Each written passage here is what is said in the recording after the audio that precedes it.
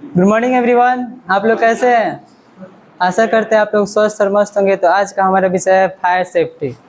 Fire safety fire safety एक ऐसी प्रक्रिया है जिसमें भीषण आग को बुझाने तथा किसी भी इंसान को आग से नुकसान होने से बचाने में काम आता है। तो आज आप सभी को फायर से जुड़ी जानकारी दी जाएगी, जिसमें सबसे पहले बताया जाएगा व्हाट इज़ फायर, फायर किसे कहते हैं, आग लगने के कारण कौन से हैं, एक आग बुझाने का तरीका कौन का होता है, और उसके बाद क्लासिफिकेशन ऑफ फायर कि एक्सटिंग्विशर कितने प्रकार के होते हैं, और एक्सटिंग्विशर को वर्क प्लेस से पहचानने के लिए कलर कोड दिया रहता है, वो कैसे पहचानेंगे, और हाउ टू ऑपरेट एक्सटिंग्विशर, जैसे एक्सटिंग्विशर को कैसे चलाया जाता है, ये सब जानकारी आप सबको दी जाएगी।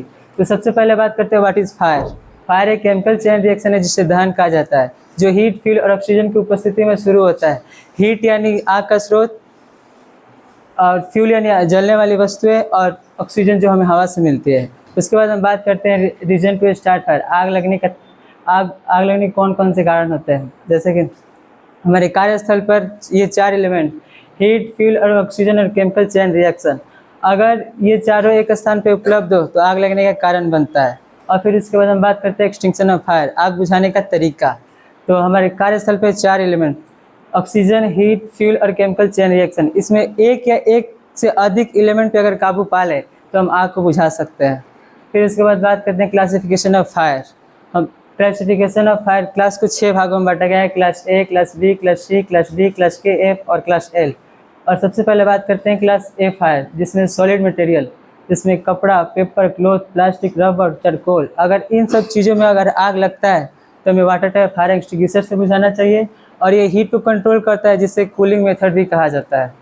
फिर इसके बाद बात करते हैं लिक्विड और लिक्विड फ्यूल सॉलिड, जिसमें पेट्रोल, डीजल, केरोसिन, वैक्स आदि, अगर इन सब चीज़ों में आग लगता है तो हमें फोम या CO2 टाइप फायर एक्सटिंग्विशर से बुझाना चाहिए। और ये ऑक्सीजन को कंट्रोल करता है, जिसे स्मथरिंग मेथड भी कहा जाता है। अब आता है क्लास सी फायर में फ्लेमेबल गैसेस, जैसे एसिटिलीन, मीथेन, प्रोपेन, ब्यूटेन, अगर इन सब चीज़ों में आग लगता है तो हमें DCP टाइप फायर एक्सटिंग्विशर से बुझाना चाहिए। और ये भी ऑक्सीजन को कंट्रोल करता है, जिसे स्मथरिंग मेथड भी कहा जाता है। अब आता है क्लास डी फायर, जिसमें मेटल फायर में आता है मैग्नीशियम, पोटेशियम, जिंक, कैल्शियम, अगर इन सब चीज़ों में आग लगता है तो हमें ड्राई केमिकल फायर एक्सटिंग्विशर से बुझाना चाहिए। और ये चेन रिएक्शन को कंट्रोल करता है, जिसे इनहिबिशन मेथड भी कहा जाता है। अब आता है क्लास के और एफ फायर, किचन फायर, जिसमें ऑलिव ऑयल, घी, एनिमल फैट्स, मक्खन आदि, अगर इन सब चीज़ों में आग लगता है तो हमें वेट केमिकल या फायर ब्लैंकेट से बुझाना चाहिए। और ये कूलिंग और स्मथिंग दोनों मेथड होता है। अब इसके बाद बात करते हैं class L fire, lithium ion battery fire, जिसमें mobile phone, laptop, inverter battery, अगर इन सब चीज़ों में आग लगता है तो हमें lithium ion battery fire extinguisher से बुझाना चाहिए। और ये चेन रिएक्शन को कंट्रोल करते हैं, जिसे इनहिबिशन मेथड भी कहा जाता है। फिर इसके बाद बात करते हैं एक्सटिंग्विशर कितने प्रकार के होते हैं। हमारे कार्यस्थल पर एक्सटिंग्विशर 4 प्रकार के होते हैं। तो पहला water type fire extinguisher, DCP type fire extinguisher, foam type fire extinguisher और CO2 टाइप फायर एक्सटिंग्विशर। तो हमारे कार्यस्थल पर एक्सटिंग्विशर को पहचानने के लिए जो कलर कोड दिया रहता है, तो सबसे पहले वाटर टाइप फायर एक्सटिंग्विशर में रेड बैंड दिया रहता है, फोम टाइप फायर एक्सटिंग्विशर में पैलिक ग्रीन बैंड दिया रहता है, DCP टाइप फायर एक्सटिंग्विशर में फ्रेंच ब्लू दिया रहता है, और CO2 टाइप फायर एक्सटिंग्विशर को ब्लैक बैंड दिया रहता है। अब उसके बाद हम बात करते हैं हाउ टू ऑपरेट एक्सटिंग्विशर।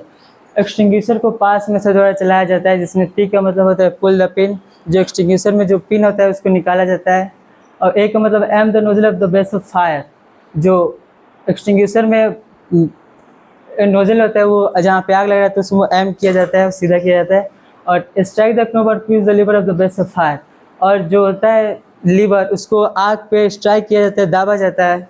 और एक और इसका मतलब shift the nozzle of the base of fire, और इसको जो नोजल होता है उसको लेफ्ट राइट घुमाया जाता है ताकि आग आसानी से बुझ सके। तो आशा करते हैं आप सबको समझ में आया होगा। आग से सुरक्षा हमारी सामूहिक जिम्मेदारी है। छोटी सी भी घटना बड़ी दुर्घटना का कारण बन सकती है। याद रखें, बचाव ही सबसे अच्छा उपाय है। धन्यवाद।